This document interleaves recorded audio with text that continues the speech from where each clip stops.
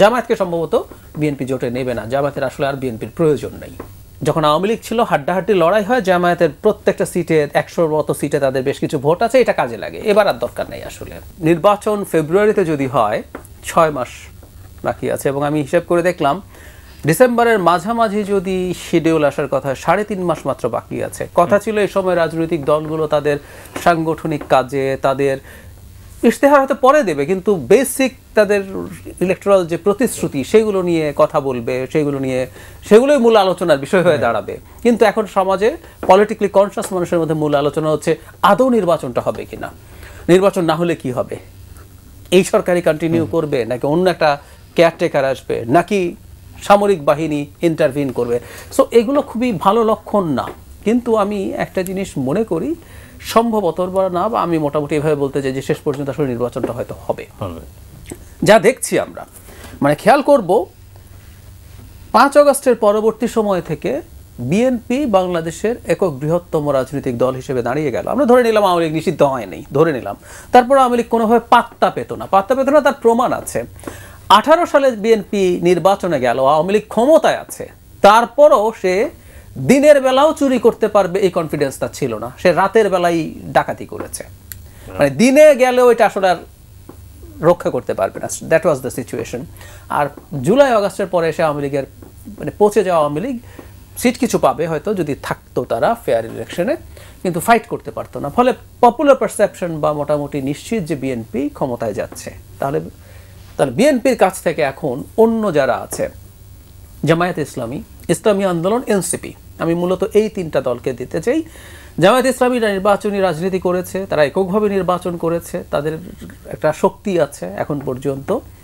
ইসলামী আন্দোলন শেখ হাসিনার সময়ে হলেও তারা লোকাল অনেকগুলো গভর্নমেন্ট ইলেকশনে পার্টিসিপেট করেছে এবং তাদেরও কিছু ভোটের প্রমাণ আছে। এনসিপি না থাকলে এনসিপিতে যেহেতু আমাদের কিছু অভ্যুত্থানের পরিচিত মুখ আছে, সো এই 3টা শক্তি এখন চিন্তা করছে তাদের ভবিষ্যৎ রাজনীতিকে যদি ধরে রাখতে হয় তাদের তো কিছু লেভারেজ লাগবে। যেমন সংসদে তাদের একটা সিগনিফিক্যান্ট নাম্বার অফ এমপিস লাগবে। এখন না হলে যেটা হবে, তারা কেন রাজনীতি করবেন, কিভাবে করবেন? এবং এই দলগুলোই একটা সংকট নিজেদের উপরে তৈরি করেছে। এটা জামায়াত করেছে, এনসিপি করেছে, ইসলামী আন্দোলনও করেছে। সেটা হচ্ছে তারা তাদের সম্পর্কে খুব বড় ইমেজ পোর্ট্রে করেছে।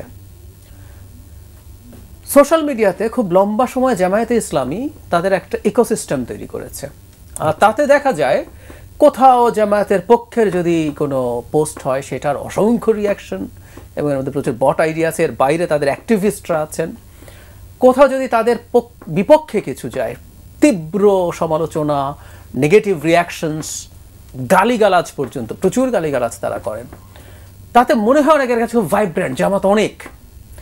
কোথাও আপনি একটা পোল, আমি আপনাকে বলছি, আপনি কালকে যদি একটা পোল তৈরি করেন যে এই নির্বাচনে কে জিতবে, আপনি দেখবেন ওখানে বিপুল ভোটে জামাতের কাছে বিএনপি হেরে গেছে। এটা নিয়ে আমার একটা এক্সপ্লেনেশন আছে, যে কোথাও কোনো পোল যদি কেউ করে সেটা জামায়াত তাদের বিভিন্ন জায়গায় শেয়ার করে দেয়, তারা এসে সমানে ভোট দিতে থাকে। তো এখন যেটা ধারণা হলো, তারা নিজেরা নিজেদের প্রতি এমন একটা ইমেজ তৈরি করলো, আমরা বিরাট শক্তি। আচ্ছা, এখন যদি নির্বাচন দাঁড়ায়, আমার বিবেচনায় তারা খুবই কম সিট পাবে, 10-15। আমি যদি আরো লিবারেল হয়ে 20 না, আপনি যদি 30ও সিট নেন, মানে বাংলাদেশের সেকেন্ড হাইয়েস্ট দল যে আরেকটা বাকি দলের তুলনায় এতটা নিচুতে আছে, ফলে তার ভবিষ্যৎ রাজনীতি প্রশ্নের মুখে পড়বে। এনসিপি ভোট না করলে সে কিন্তু শুরু থেকে বিরাট একটা ইমেজ দিতে চেয়েছে। এই কারণে কি সে নির্বাচনমুখী না আমি মনে করি। আমি আসছি, এনসিপিও দেখবেন বিরাট লঞ্চিং করেছে। এনসিপি হওয়ার আগে তাদের দুটো সংগঠন, জাতীয় নাগরিক কমিটি এবং বৈষম্য বিরোধী ছাত্র আন্দোলন, ঢাকার অত্যন্ত গুরুত্বপূর্ণ জায়গায় এক্সপেন্সিভ অফিসিয়াল স্পেসে অফিস করেছেন। কীভাবে পেয়েছেন সেই ডিবেট এখন ঢুকছি না। তারা যখন বিভিন্ন জায়গায় জনসংযোগ করতে গেছেন, সেখানেও প্রচুর লোকজন জড়ো করে দেখানোর চেষ্টা করেছেন আমরা বিরাট দল। এবং প্রায় তারা বলেন যে জনগণ, মানে সংস্কারের কথা যখন বলেন, জনগণ সংস্কার চায়, জনগণ গণপরিষদ চায়। সো আপনি যখন বলছেন জনগণ আপনার সাথে আছে, ভোটের পর যদি আমরা দেখি যে তারা ভালো করছেন না, ভবিষ্যৎ রাজনীতি বিরাট চ্যালেঞ্জের মুখে পড়বে। সো তাদের এক ধরনের ইলেকশন ভীতি তৈরি হয়েছে। এটার কারণেই তারা জামায়াত ইসলামী, ইসলামী আন্দোলন এবং এনসিপি, এর মধ্যে দুটো দল, ইসলামী আন্দোলন এবং এনসিপি তো কাগজে কলমে বিএনপির সাথে ইভেন জোটেও চলে যাওয়া সম্ভব। জামায়াতকে সম্ভবত বিএনপি জোটে নেবে না, জামায়াতের আসলে আর বিএনপির প্রয়োজন নেই। যখন আওয়ামী লীগ ছিল হাড্ডাহাড্ডি লড়াই হয়, জামায়াতের প্রত্যেকটা সিটে 100-র মতো সিটে তাদের বেশ কিছু ভোট আছে, এটা কাজে লাগে। এবার আর দরকার নেই আসলে। তো ওই দুই দল তার সাথে জোটে যাবে নাকি এক ধরনের আসন সমঝোতা করবে, কিছু ছাড় পেয়ে তারা পার্লামেন্টে আসার চেষ্টা করবে, সেটা জামায়াতও হতে পারে যে তারা কোনো ধরনের নেগোসিয়েশন। কারণ আমি একটা আলাপ করতে শুনছি বিভিন্ন জায়গায়, আমি স্পেসিফিকলি বলছি না, যে বিএনপি তো জাতীয় সরকারের কথা বলছে সরকার তৈরি হওয়ার পর, তো তাহলে বিএনপি কেন একটা জাতীয় সংসদ তৈরি করবে না, সবাইকে পার্লামেন্টে নেয়ার মাধ্যমে একটা আগে থেকে একটা কম্বাইন্ড সংসদ যেখানে বিএনপি অনেক সিট ছেড়ে দেবে জামাত সহ সবাইকে। এই রকম একটা ডিলের আলাপ সম্ভবত হচ্ছে, তাতে অন্যদের মানিজ্জাত একটু থাকে।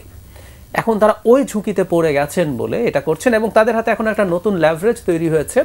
আওয়ামী লীগের অ্যাবসেন্সে যদি জামায়াত, এনসিপি এবং ইসলামী আন্দোলন যদি নির্বাচন বয়কট করে, সত্যি তারা করবে বলে মনে করি না আমি, যদি করে তাহলে তো দেখা যাচ্ছে মাঠে বিএনপি এবং তার পক্ষের শক্তিগুলো ছাড়া আর কেউ নেই। তাহলে এই নির্বাচন জাতীয় পার্টি খানিকটা আছে, এখন জাতীয় পার্টিও থাকবে কিনা সেই প্রশ্ন, এবং আমি অনুমান করি জাতীয় পার্টি নিষিদ্ধের আলাপ আসবে, কারণ জাতীয় পার্টিকে যদি নিষিদ্ধ করে দেওয়া যায় কন্ট্রোল পুরো তাদের হাতে চলে যায়।